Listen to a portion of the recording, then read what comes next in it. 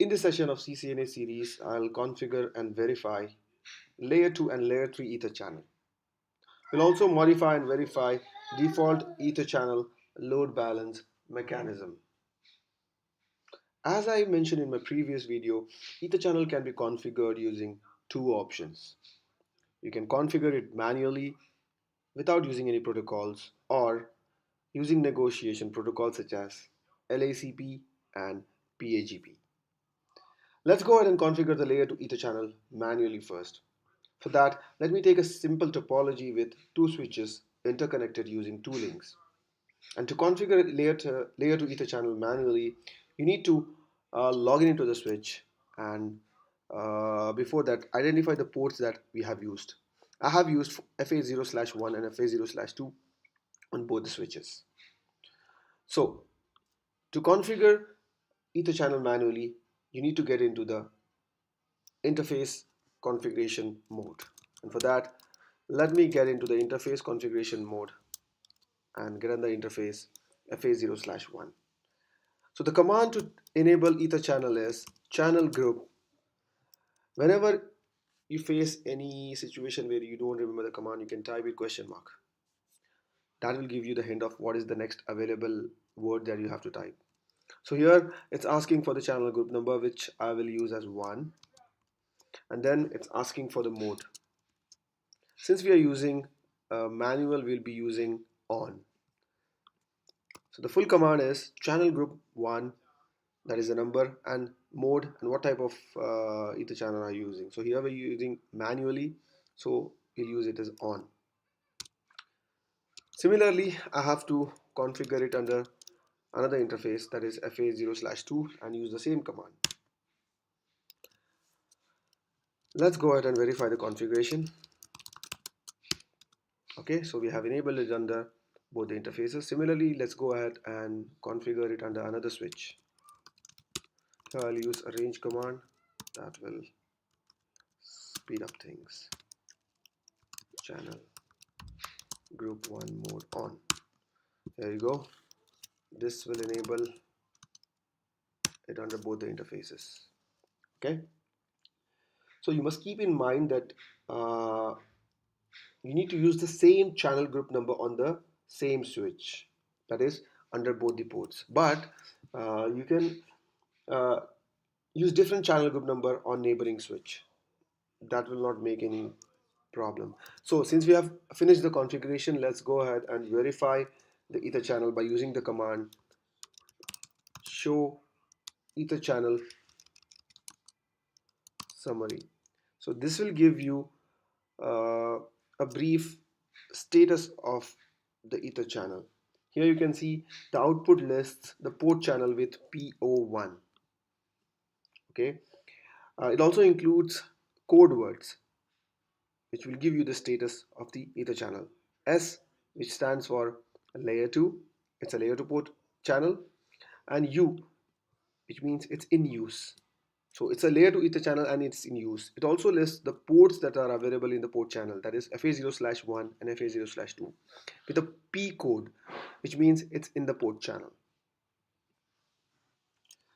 So now we finished the configuring manual ether channel. Let's go ahead and configure the ether channel using LACP. Before that, we need to clear the configuration under the ports. For that, I'll use the range command and get rid of the old configuration, that is no channel group 1. So this will remove the configuration and we can verify it by using show running config. Here you can see the configuration has been released. Similarly, let me go ahead and configure it for another switch as well, no channel group 1. Okay, this will also release the configuration and the ports as well. So to enable the LACP, you need to go under the interface configuration mode again and type this command to enable LACP. Channel group, here I'll use channel group 2, and then when you type mode and type question mark, you get a lot of options. Either you can use LACP or PACP. In LACP, you got two options. You can enable by using active keywords, which means use this protocol and begin negotiation, or you can use passive, which means use this protocol and wait for the other switch to begin negotiation. Similarly, in PACB, you have auto and desirable. So since we are focusing on only on LACP, so we'll configure the ether channel using LACP. One thing you need to make sure is when using LACP or PACP on a switch, please do not use the manual configuration such as on parameter on one end and the dynamic such as active or passive on the neighboring end. It would prevent the ether channel from working. So let's go ahead and configure the LACP on two switches by using the command channel group to mode active. Okay. Now we enabled it under the two interfaces. Let's go ahead and enable it on another switch. Before that, let me just verify the configuration. Here you can see I have enabled it under both the interfaces. Let's go ahead and configure it under another switch. Channel group. I can use any channel group number here, as I said earlier, and I'll use passive here. Okay, so this should bring the ether channel app. Let me verify the configuration. Here you can see I have configured it under these two interfaces. So to verify the status of LACP, I'll use the show ether channel port channel command. Show ether channel port channel command. Okay. Uh, the output confirms we have configured port channel 3 here. From the output you can see we have used the protocol LACP. We have two ports available and the age of the port channel as well, and then the two ports that we have used and the ether channel state as well, which is passive for both the ports. Similarly on switch 1 you can see uh, show ether channel port channel. Okay, here you can see I have configured it as port channel 2. It's up since 1 minute 24 seconds and the protocol used is LACP. Here you will see the ether channel state is active because we configured it as active. The next thing we are going to verify is, as I said earlier, we'll verify the load balance and modify the default load balance method used. First, let's verify the default load balance mechanism used for ether channel. So the command to verify is show ether channel load balance under global configuration mode. And as you can see, by default, ether channel load balances it by using source MAC. So to change this default method, you can get under the global configuration mode and type the command port channel load balance, then what load balance method you want to use. Here I'll use source destination IP. Okay, let's go ahead and verify it. Here you can see the load balance method has been changed. With this we conclude layer 2 ether channel configuration. To configure layer 3 ether channel, you need to combine the two ideas by combining both ether channel and routed port configuration. Okay, so to configure the physical interface, there are two steps to configure layer 3 ether channel.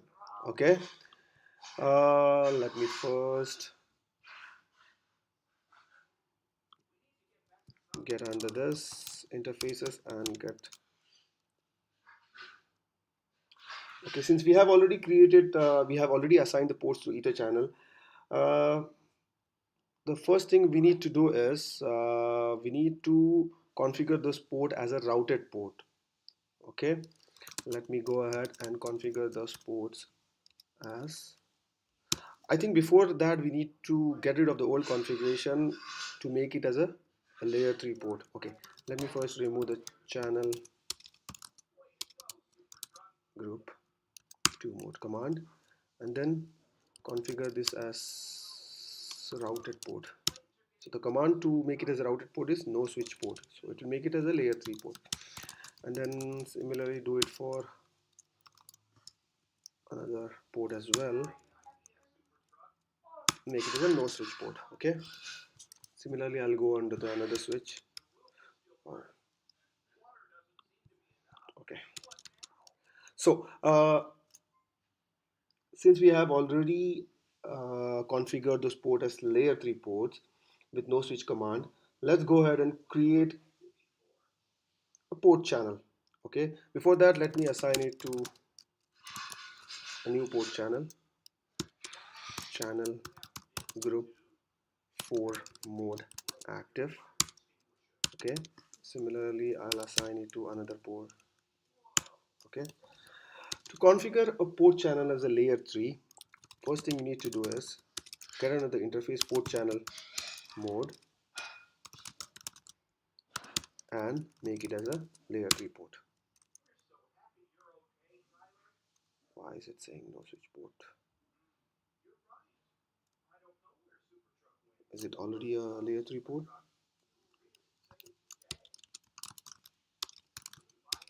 Let me verify it. Oh, it's already a routed port. Okay, so the next thing we have to do is to make it as a layer 3 ether channel, we need to assign a IP address. An IP address I'll be using is 192.168.1.1, and then no shut. Similarly, let's go ahead and configure it on another switch as well. Let me remove the old configuration. I think we used port channel 3, right? Yes. So let's go ahead and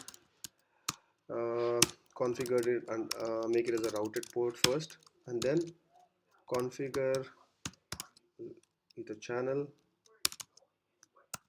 group 4 mode active. Similarly do it for, oh sorry,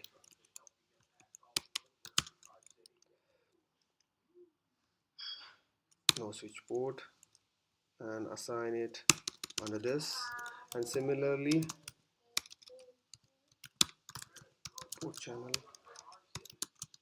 4, and then assign the IP address 192.168.1.2 subnet mask,